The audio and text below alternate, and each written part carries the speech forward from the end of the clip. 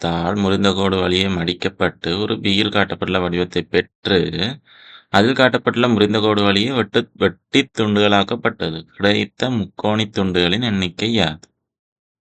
முதல்ல இத நடுவால மடிக்கிறாங்களாம். இந்த நடுவால மடிச்சுட்டு, அந்த நடுவால மடிச்சா வரப்போறது இப்படி ஒரு உருவம். இப்படி ஒரு உருவம் வரும். தானே? நடுவால மடிச்சா இப்படி. இத வெட்டுறாங்களாம். இந்த இந்த இந்த இந்த இதுல வெட்டுறாங்களாம். அதான் அந்த வில காட்டியிருக்கு. நீ வெட்டிட்டு எடுத்து பார்த்தா எத்தனை மொத்த முக்கோணம் இருக்கான்னு கேட்குறாங்க. இப்ப அ வெட்டிட்டு பார்த்தோம்டா இருக்க போறது இப்படி.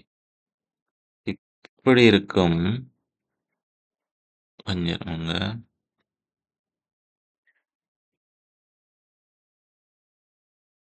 வெட்டுன வெட்டுன பிறகு இப்படி வெட்டப்பட்டிருக்கும். பிறகு இப்படி ஒண்ணும் வெட்டப்பட்டிருக்கும். இந்த பக்கத்தாலையும் வெட்டப்படும் தானே? என்னடா 2ஆ மடிச்சு தானே இருக்கிறேன். அப்ப இந்த பக்கத்தாலையும் வெட்டப்படும். இப்படி வெட்டப்படும்.